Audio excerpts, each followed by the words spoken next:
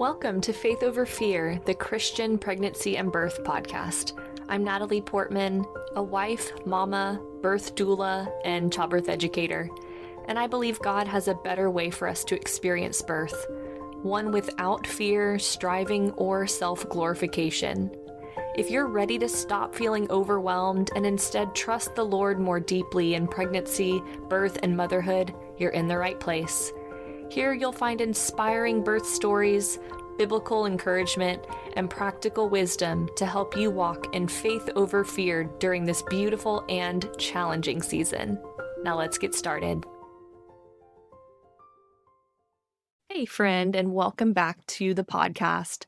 I am so excited for today's episode because we have something really special, our very first returning guest. If you've been with me since the early days, you might remember episode 14, where we talked about leaking, pelvic pain, and why, quote unquote, that's just mom life is a lie we need to stop believing. Well, Dr. Victoria Adeeb joined me for that conversation to share her incredible expertise as a pelvic floor therapist, and at the time she was pregnant herself. Now she's back, but this time she's on the other side of birth, and I cannot wait for you to hear her story. What I love about Victoria is that she doesn't just bring the professional knowledge, she brings her whole heart to this work. And now she's here to share how she prepared for what she calls her dream birth. And just to tease her story a bit, her baby was over 10 pounds and she didn't even tear. But now she's here to tell her story and how she's navigating postpartum healing. Victoria, welcome back. I'm so glad you're here. Thank you, Natalie. I'm so excited to be back. Yes, me too. So let's actually start from the very beginning of your birth journey. So what was it like for you guys even initially becoming pregnant? Our journey to becoming pregnant really was very spiritual for myself. My husband always knew that he wanted to be a dad, and I just did not fall in that category. I was very unsure of whether or not I wanted to have children. He told me in premarital counseling that I needed to decide if I wanted kids because that was that important to him, that he didn't think we should move forward with getting married if I didn't want children. So I did a lot of soul searching, a lot of praying. And really for me, what it ultimately came down to was, why am I here? What is my purpose? I believe that my purpose on earth is to glorify God. And what better way to glorify God than to create more disciples for him? I also thought about what I want my later years in life to look like when I'm older and towards the end of life. And what do I want? And I want to be surrounded by family. So having kids ended up being a no-brainer after I really thought about it and spent some time. Thank God the physical side for us was easy. We really had no problems getting pregnant. Once we finally came to that decision, we took our time coming to that decision. And my husband and I have been together for 8 years. So we really enjoyed each other for a long time. And then when we decided we were ready, we were just extremely blessed that God was ready too. And yeah, we got pregnant. Smooth, easy, no problems there. So it was a very spiritual journey. And I really just feel like I learned a lot about myself in that decision-making process. And I continued to learn about myself while I was pregnant and now as being a mom.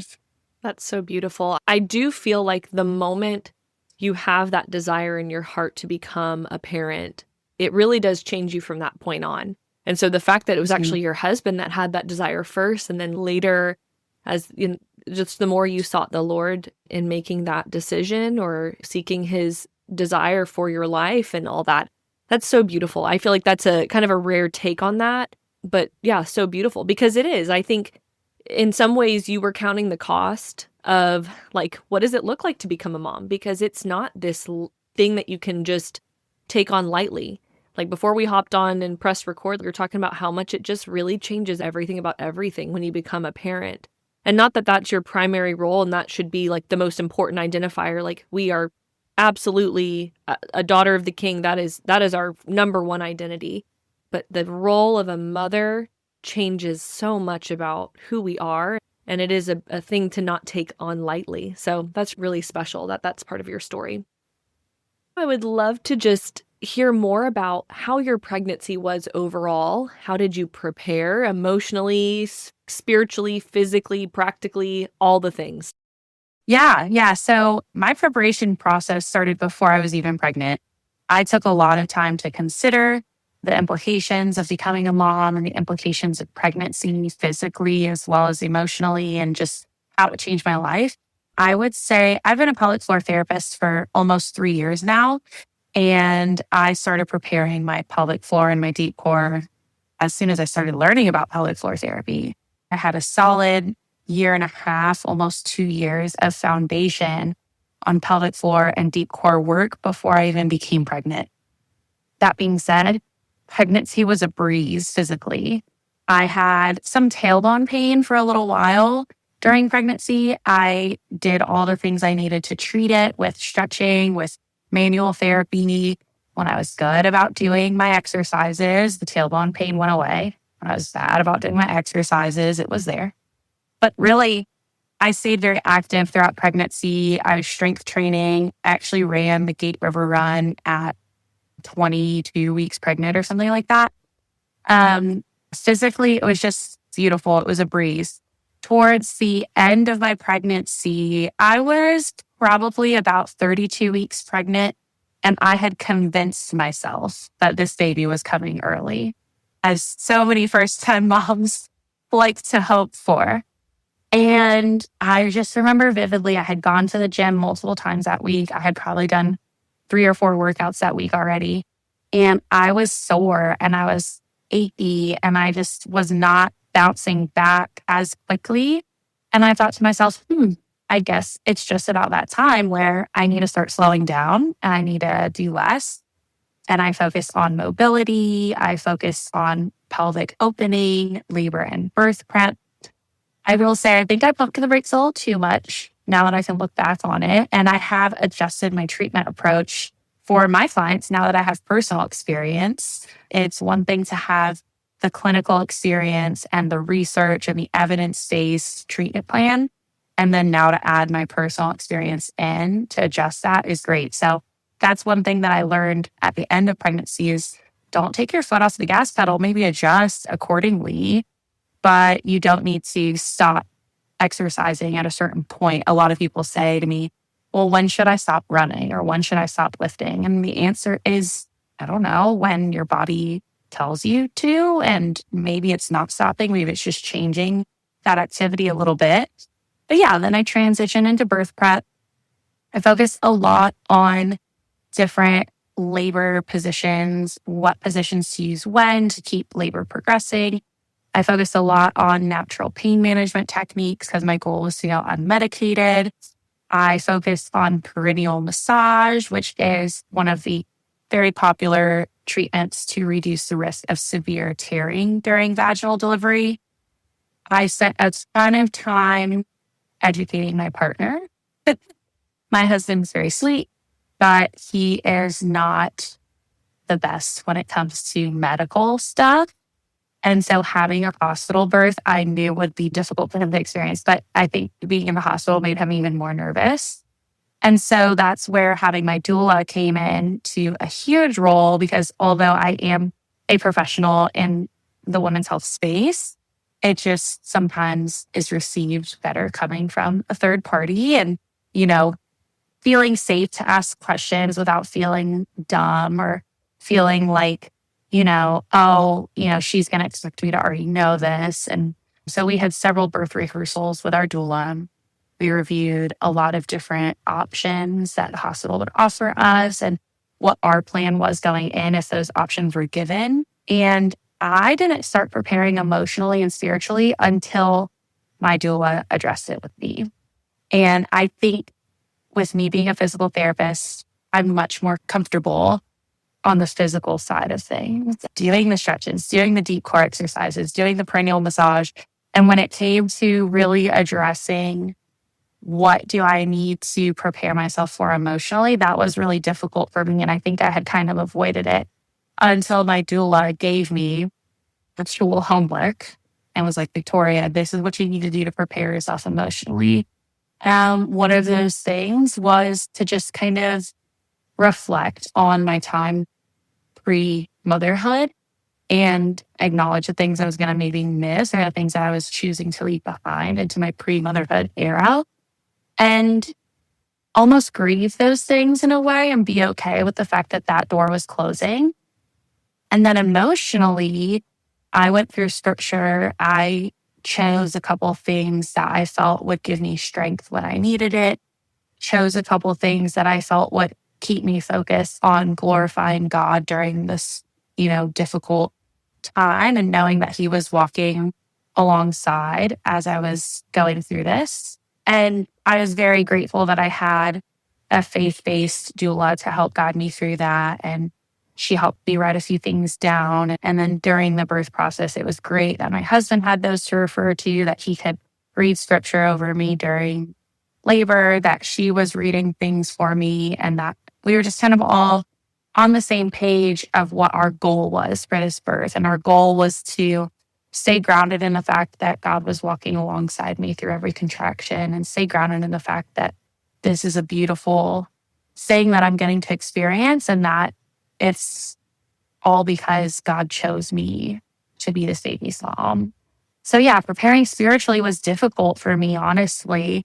And that's coming from someone who's very comfortable with prayer, very comfortable with reading scripture, comfortable with going to church every week. But I think it was scary because I wasn't sure what God would reveal to me. And so it was easier for me to just know what I was going to reveal to myself through a physical preparation. I was going to reveal that I had more strength, that I had more mobility, that I could prevent things. And I think it made me feel a little bit in control of the situation. Whereas when preparing spiritually, I think addressing the fact that you're not in control and that you have to trust, and that there's going to be moments where you're scared, but you're just going to have to trust that God is walking beside you through that moment. That was a challenge for me, but it, again, just taught me so much about myself, taught me about God and who He is, and that He's good and that He has good plans, even when birth got hard, because it definitely had its moments where it got hard. But yeah, that was kind of pregnancy birth prep in a nutshell. That is fantastic. And I love your honesty of physical side of it, nailed it, got it. It was, I had it in the bag. But preparing emotionally and spiritually, there was even an acknowledgement of, I am not prepared for this aspect, which I think is very, very crucial to actually preparing for birth. I don't think that you can actually be fully prepared for birth if you are not considering the emotional cost it will take, which I wanted to point out something that you said that is so wise to do. And it is to kind of start to grieve the fact that your life is going to change in ways where just going to run an errand, like going grocery shopping or grabbing a dinner with a friend or something like that, those things become these monumental tasks once you have a child. I did not emotionally prepare in that way with my first. And I remember sitting there in the middle of the night and looking back through Facebook memories. It would be like, this day, however many years ago, you were on this trip, or you were doing this with your friends, or whatever. And I remember grieving, being like, will I ever get to experience these things again? I feel like I am a shell of myself. All I do all day long is nurse this human. And so there was this emotional piece that I definitely needed more preparing for, that I didn't even know that I needed. And so thank you for pointing that out, because I think that's something really important to bring to mind as you consider emotionally preparing. And then the spiritual aspect. Yeah, I think if we are used to being in constant contact with the Lord, prayer, worship, reading His word, talking about Him with our friends, all the things, but then we kind of neglect, okay, but how does this actually pertain to what I'm about to walk into? Because birth is a very spiritual experience, whether you're ready for it or not. And that's why I think my heart is so much to prepare in faith over fear, because the natural inclination when we go into the unknown is to fear it, because we don't know what's ahead. So we don't know if we have what it takes. But the faith aspect of it is a choice. And it's not, counting the cost of, okay, do I have what it takes? But it's knowing, I know the Lord is good in whatever He has for me, whether it's blessing, breaking or both, because it's usually both, that Mhm. whatever he has prepared for me, he's preparing me for. And in faith, I'm going to trust that he's going to get me through it, not in my own strength, but like that he is going to be my strength in it. So thank you for pointing that out. I think that's a crucial piece to preparing for this labor and birth experience. So speaking of which, let's go into your birth story. Share about the time that you went into labor, how far along were you, and just roll right into that experience. Yes. So I had convinced myself that I was definitely going to have this baby early. And there was so many factors that I kind of relied on to predict that. He was a big baby all along. Every time we had growth scans or anything like that, he was always measuring big. I was even given an alternate due date that was 6 days early based on early ovulation and his size and everything. My husband and I were both born 3 to 6 weeks early, the two of us. And I was like, that's it. Like, he's just going to be here early. So I remember going into my 36-week appointment being like, they could tell me I'm having this baby today. And I wasn't. And I said, okay, that's fine. And every week, nope, your 0 centimeters dilated. Your, cervix is not effaced at all. There's nothing, no progress, no signs of progress. And I remember debating whether or not I wanted them to do a cervix check at these appointments because I was like, dang, am I just going to get in my head about it if they say, no, there's no progress? But being a clinician, I was like, give me the data. I will grapple with that data in whatever way I need to, but give me the data. So at my 40-week appointment, they were like, still nothing. And my favorite provider was going out of town. My mother-in-law, who's a labor and delivery nurse at Beaches Baptist, where I delivered, she was going out of town. And everyone was like, where is this baby? So that is where I kind of got really discouraged and really, truly started to surrender myself to the Lord because I was like, God, what do you have for me in the waiting? You're clearly making me wait for a reason. Maybe it's to show me that I'm not in control of the situation. Maybe it's to show me to show me that I have to rely on you. But that was a very difficult kind of 2 or 3 weeks for me. And I went in for an appointment at 40 weeks and 5 days. The doctor said, well, you're maybe at a 1. I said, okay, well, that's progress. I mean, I'm not going to get my hopes up, but that's progress. And I will say my providers were amazing. I was going past my due date. I have a big baby. And I do think that some people have the experience in the hospital system of feeling pressured into an induction or feeling pressured into interventions at this point. That was not my experience at all. And I'm so grateful for that because although I do feel confident that I would have been able to advocate for myself, nobody ever suggested an induction. On that 40-week and 5 days appointment, they did say, okay, at 41 weeks in 2 days, whenever you go to the hospital, we're going to do an ultrasound just to make sure everything's okay, that baby is safe to stay in there. And we will schedule you an induction date for 42 weeks pregnant. And I said, all right, I think that's like fair. You're not rushing me to do it right now. And we'll get it on the calendar. And she even said, as that date gets closer, you can decide what you want to do. So during that appointment, I did get a membrane sweep and I went into labor that night. So it worked. It was fine. And it was about 9:30 p.m. We had had dinner. We were kind of wrapping up for the night. We were getting in bed. We were going to watch a movie. And I started feeling contractions. And I had not had any false labor really before that. And when I started feeling these contractions, I told my husband, hey, I'm having contractions.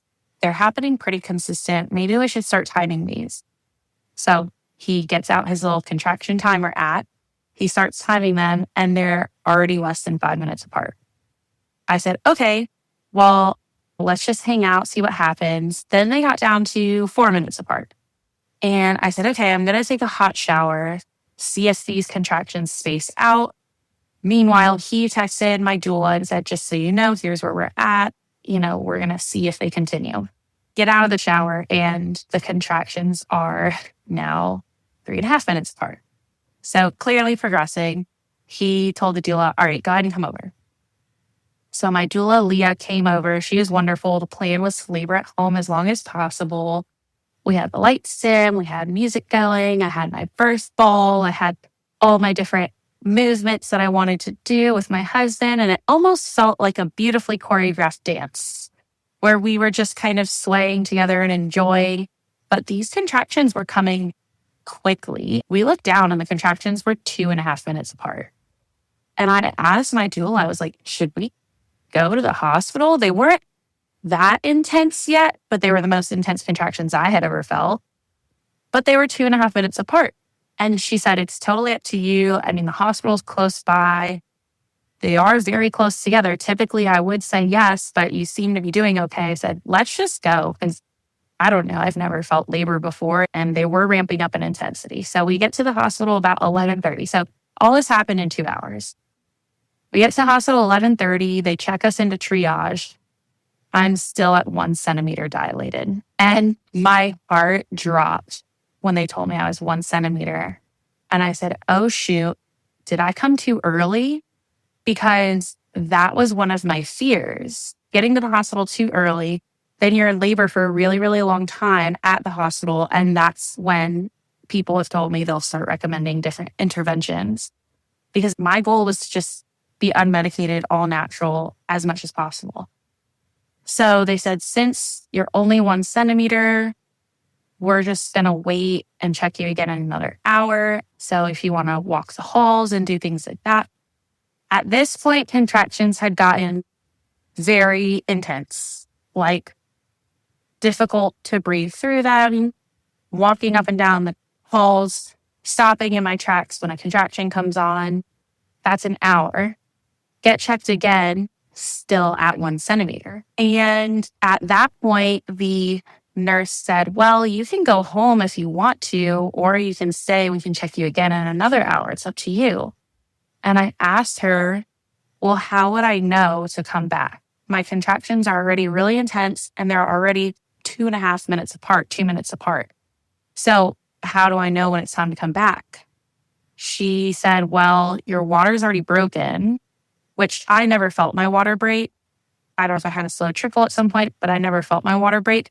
But when they checked me, they said that my water had broken. And she was like, yeah, I mean, I just guess when things get more intense. And I said, honestly, things are already really intense. I'm going to just stay just because I don't know when I would come back. Well, I'm glad I did because an hour later, I was at a 3 and they admitted me. And I was in my hospital room, checked in, ready to go by about 4 o'clock in the morning. And my doula got to come back with me. We got all set up. And it was a long night for sure. I labored overnight the whole time. Most of my labor positions were upright the whole time, which I wanted anyways, because I know that kind of keeps things progressing, keeps baby engaging in the pelvis. The peanut ball was my best friend. I think I was holding onto that peanut ball for dear life. My doula and my husband were switching off with counter pressure, hip squeezes. I had a TENS unit on my back at one point. And we were doing all the things. And I tried to lay down to get some rest at one point because it was an overnight labor.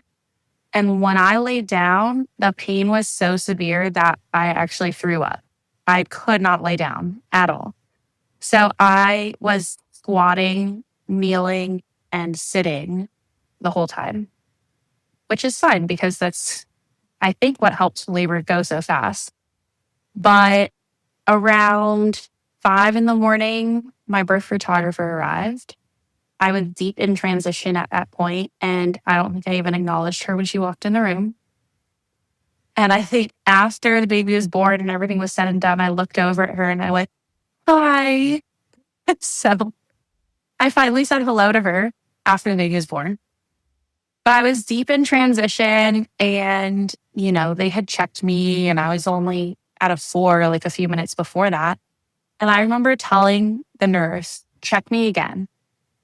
And she was like, well, we just checked you and, you know, you're progressing, but not that fast. I said, no, check me again. I'm telling you, something has changed. Sure enough, I was 10 centimeters. I was like, I'm ready to push. I feel my body pushing.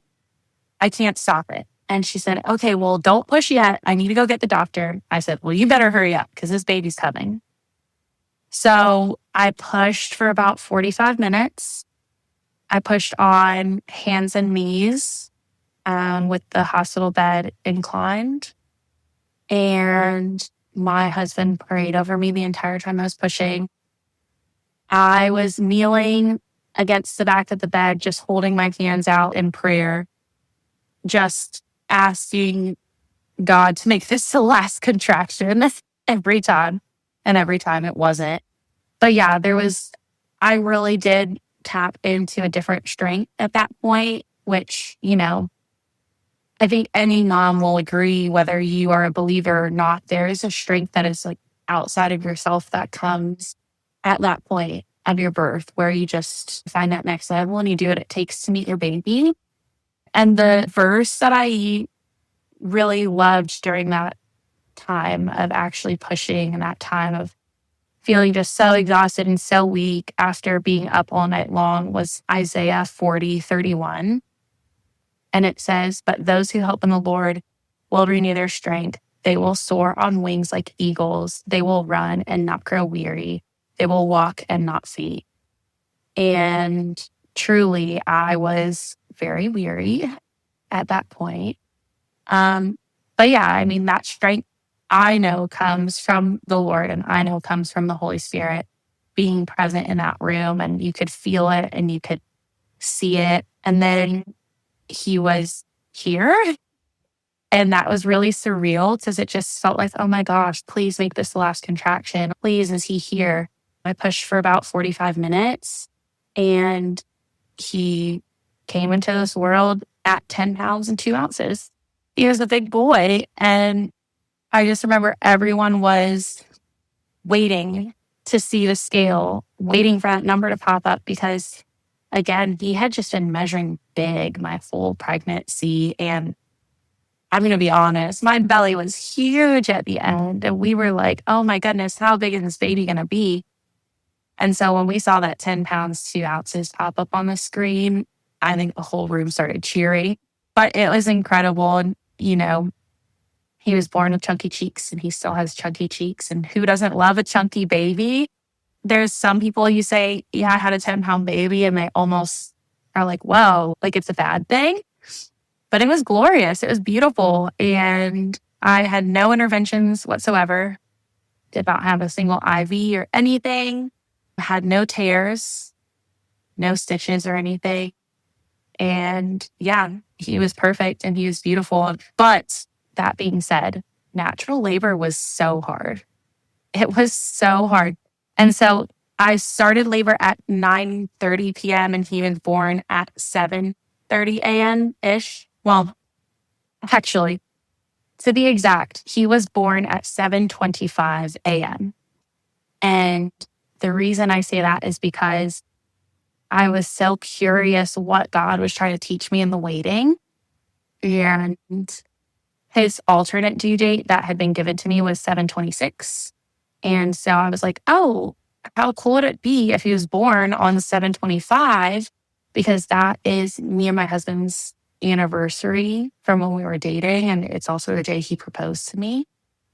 And so when they said he was born at 7:25 a.m., it just felt like a cute little wink from God. Like, I got you. I got you. And then he was born 10 pounds, 2 ounces. It was just so surreal knowing that I had trusted in what God had for me. And that he just showed me so beautifully, like, hey, I had you this whole time. And yeah, it's so cool knowing that even when things don't go the way that you expected them to or the way you had hoped, that he had it in his hands the whole time. But yeah, I mean, it was a hard labor for sure. It was a short labor. It's fast, less than 10 hours. And I will say, my moms who come to me saying, I'm planning on not getting an epidural.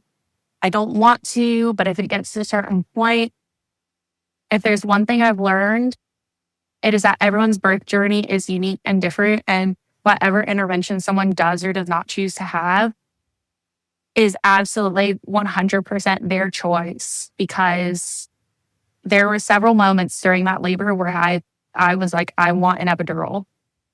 And my doula had discussed with me ahead of time and said, if you reach that point, what do you want me to say? And I said, if I reach that point where I start asking you for an epidural, convince me otherwise, like keep me on track. Whereas others kind of say, hey, if I start asking you for an epidural, let's actually consider that.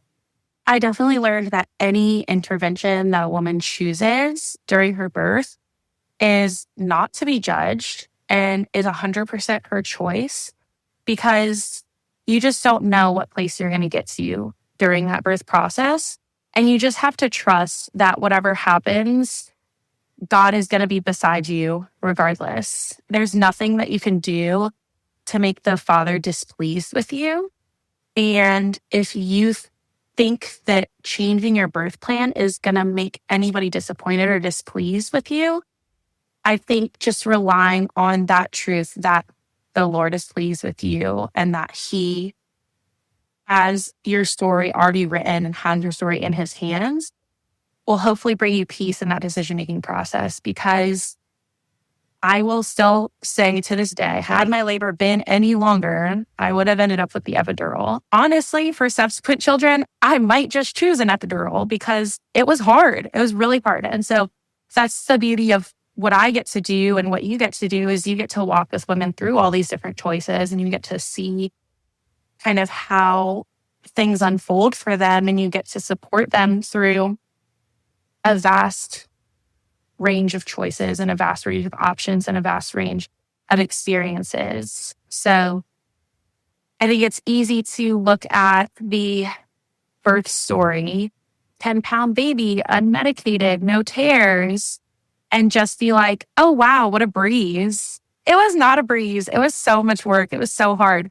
And I'm very grateful for it. And I'm grateful that I worked really hard at it. But I think it gave me a lot of respect for any and all moms who've given birth vaginally, cesarean, home, hospital, because it can be scary to make those choices.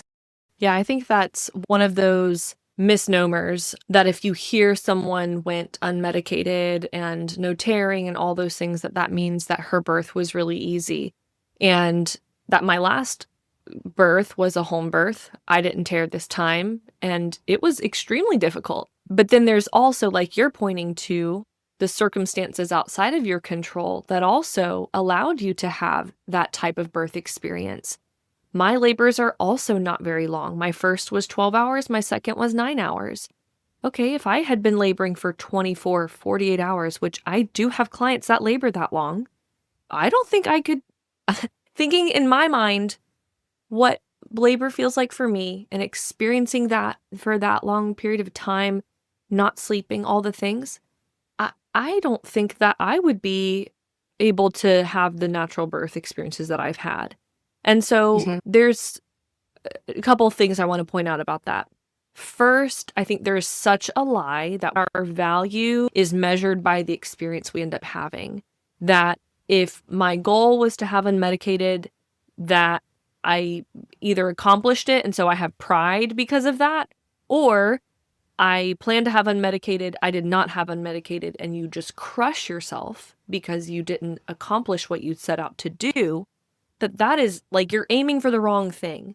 And it's beautiful that you prepared in the ways that you did, because it did afford you the ability to have the strength, the stamina, the mental fortitude, all of that to have the experience that you had.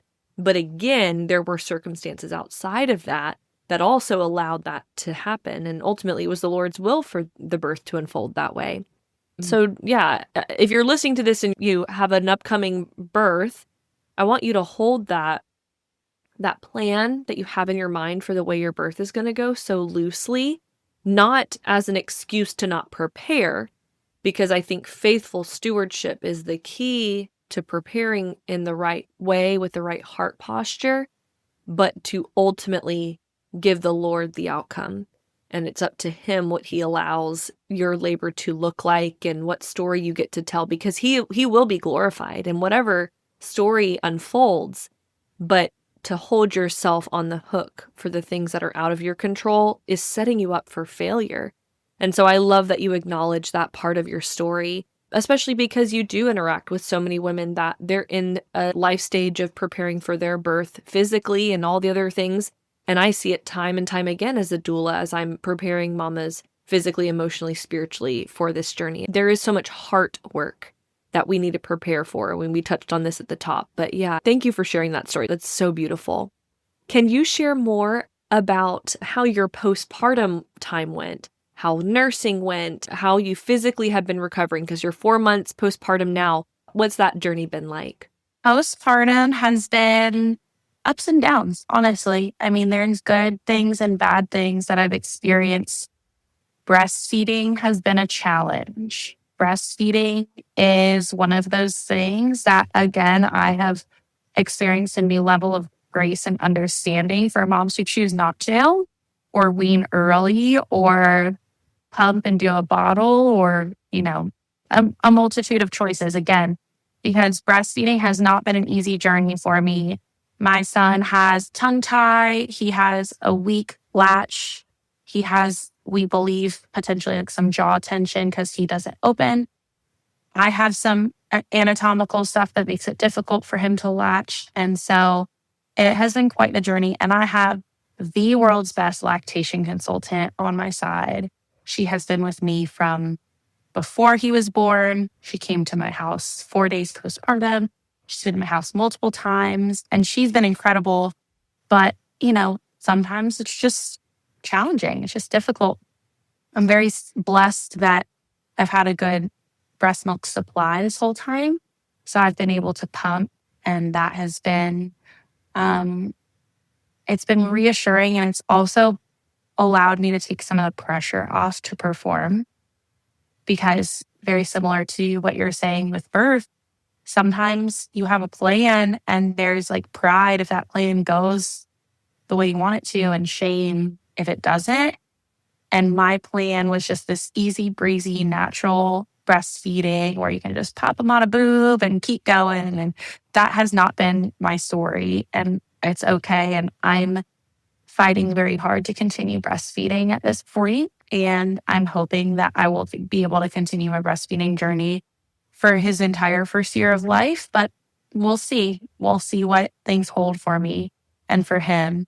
As far as my physical recovery postpartum, I did my number one rule that I give my patients. My number one rule is the 5-5-5 rule, to just rest 5 days in the bed, 5 days on the bed, 5 days around the bed. And I didn't do it.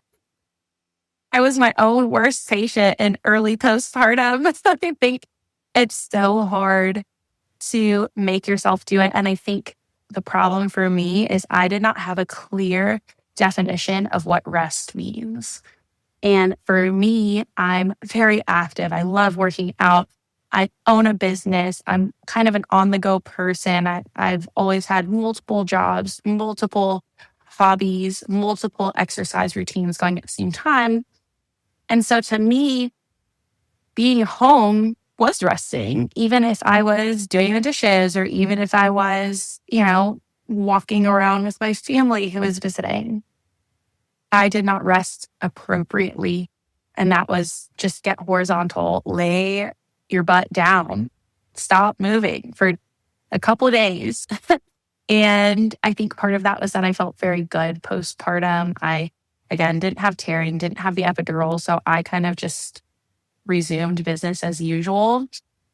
And the first 2 weeks I felt fine. I felt great. And it was after that I started experiencing some symptoms of heaviness in the pelvic region, some urinary leakage, things like that are so common. And so I did actually have to go back and rest as though I was freshly postpartum and start from zero, basically. My advice would be to have very clear expectations of yourself for postpartum of what rest looks like. Set yourself up for success with your support system when it comes to rest.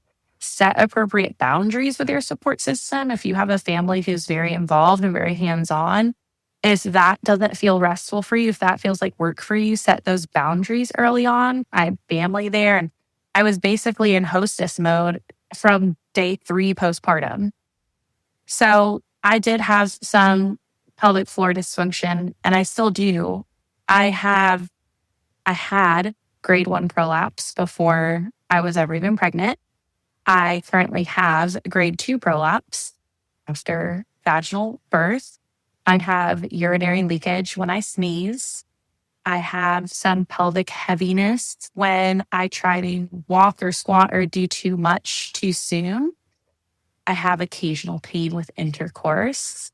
And I say all this, I'm very vulnerable about all this because I had a beautiful birth and, quote unquote, dream birth and no issues during birth, but your body's still healing and your body's still recovering. It is normal to need time. I'm not saying these symptoms are normal because that comes with its own caveat of it's normal, but we can do stuff about it.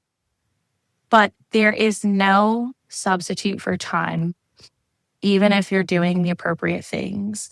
And I think that has been really a beautiful experience for me to just slow down and give myself some grace. And I do my pelvic floor exercises and I am back in the gym, even with these symptoms, because I love exercise and I love being active. And that is what's important for my mental health as well as my physical health, to be able to move my body. And learning how to do those things safely and effectively without creating more problems is the key, because you want to be able to get back to your life and you want to be able to do the things that make you feel good, especially in the postpartum period where you do lose a piece of yourself, and getting back to feeling like yourself is so important, and finding a new sense of normalcy is important, and including self-care and physical well-being is a huge piece of that. So postpartum has been up and down for sure, but I'm staying moving, staying active. I'm managing symptoms and I'm improving every week. Well, and the other thing that I'm like over here, just like, oh, I'm so glad you're sharing this, is just that reality of, hey, I am a professional in this space and I didn't do it perfectly. And there were lessons in all of this for me. Because after Daniel was born, my second, I was up and at 'em, and I tell my clients the 5-5-5 rule, the 5 days in the bed, 5 days around the bed, 5 days around the house. Did I follow that? Absolutely not. Did I bleed for like twice the time you're supposed to? Yes, because I overdid it. Because I did not realize the discipline it took to rest. And many of us are like that. Many of us find it is harder to rest than to let someone else do it, to delegate it, to ask for help. That's a big one for me. And so this time, as we're preparing for Isaac's birth, I'm like, hey, Mom, are you able to keep Ellie and Daniel that first night with Isaac? Can you watch the kids? Because I do not want to have a repeat of Brian and I waking up that next morning in a literal haze because we labored all night. I was like, we're not doing that. So I don't know what time he's going to be born, but just like asking for help, because expect that you will automatically need more help than you will. And it does. It takes more discipline. It takes more humility to rest than it does to just try and do it yourself, especially if you do feel good. Like I felt good after my home birth. And so, yeah, I just like kind of overdid it. So thank you for pointing that out, because I think that's reassuring. It's encouraging to hear someone else say that, like to me, but then also to just have other mamas hear that you're saying that, even as a professional, that we don't all get it right, even if we know cognitively the knowledge, the right thing to do, that actually walking that out, practicing that, implementing that in real life, there's a disconnect a lot of the time. My pastor says this all the time, but he says where the ideal is unrealized, grace abounds. And that has been a really beautiful thing that the Lord keeps kind of bringing to memory, not just in regards to birth, but parenting, being a wife, being a friend, being a sister, being a mom, like all the things. And I feel like that's a really beautiful message for your story as well, that, where the ideal wasn't realized, grace abounds, even though there were on paper, there were so many things that went exactly the way you wanted. But in other ways, it was very different. And so there's usually a mixed bag of blessing and breaking in your journey, but just being able to kind of see all of it, just like bird's eye view, seeing all of it. Like God had his hand, he was sovereign over every single detail, down to the minute he was born, to the day he was born, just all the things. He has it. And what a beautiful thing that we get to just rest in that, instead of feeling like the world is literally on my shoulders and I need to have all of this figured out, because it's impossible. So I love that you pointed out so much of that. It is really encouraging to hear that. Well, my last question for you is just, again, kind of reflecting back on this whole experience. What was the biggest lesson that the Lord showed you? I think the biggest lesson that God has shown me is his sovereignty. We really try to be sovereign over our own lives sometimes. And pregnancy and birth are things that you can't control. There are factors outside of your control. And learning that surrender and trusting that he's not only sovereign, but he's sovereign and he's good. And that regardless of what he has in the moment, his plans are good. And that was another one of the verses that I had my team keep speaking over me, because I needed help believing it in the moment, being able to reflect back and see it. You can see it in the details that his plan was to prosper me the whole time.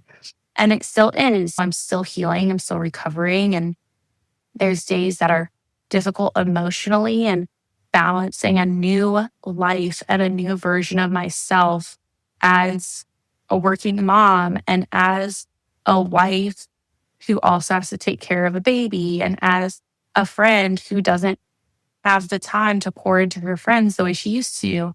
He's still good and sovereign in all of those moments and in the journey ahead as well. That's beautiful. And the Lord just kind of gave me this kind of picture in my mind, but that when you give birth, it's like being a caterpillar that you then transform into a butterfly. And the butterfly can never turn back into a caterpillar. And the caterpillar does things. It stays in places and it has activities that are different than a butterfly. We have that mentality of, oh, I just want to go back to being a caterpillar. I just want to go back to the way things were. But that's not what the Lord has for you. The Lord has for you to be a butterfly. Being a mama is the most hard, most beautiful, most rewarding, most challenging thing you will ever experience. And the journey, that transformation, is unlike anything else. And so just accepting that things are different, not that they will forever be, so different that you can't experience some of the things you did before, but that it is just different. And time will slowly bring you back to a place of being able to enjoy things that you once did that right in this moment are not really a possibility. And that's okay. That's not forever either. But Victoria, thank you so much for coming on and sharing your story. It is so incredibly powerful, so needed. And wow, what a beautiful way to just see the Lord's sovereignty and his goodness in your story. So thank you so, so much for coming on. Thanks, Natalie. It's always my pleasure. So happy to be here. That's it for today on Faith Over Fear, the Christian Pregnancy and Birth podcast. I hope today's conversation encouraged your heart and equipped you to trust God more deeply in your pregnancy, birth, and motherhood journey. Hey, before you go, I want to gift you with a freebie. I've compiled some of my most popular resources inside the Christian Mama Birth Prep Library. It includes practical birth prep handouts, such as the labor positions cheat sheet, birth preferences checklist, and provider questions guide. You'll also get exclusive discounts and even a worship labor playlist to bring God's peace into your birth space. To get instant access, simply visit faithoverfearbirth.com or click the link in the episode show notes to sign up. You'll receive immediate access to these valuable resources created just for you. If today's episode blessed you, please subscribe, leave a review, and share it with some other mamas who could use this encouragement. Your support helps more women find this podcast and embrace faith-filled birth and motherhood. Let's keep choosing faith over fear. Bye-bye for now.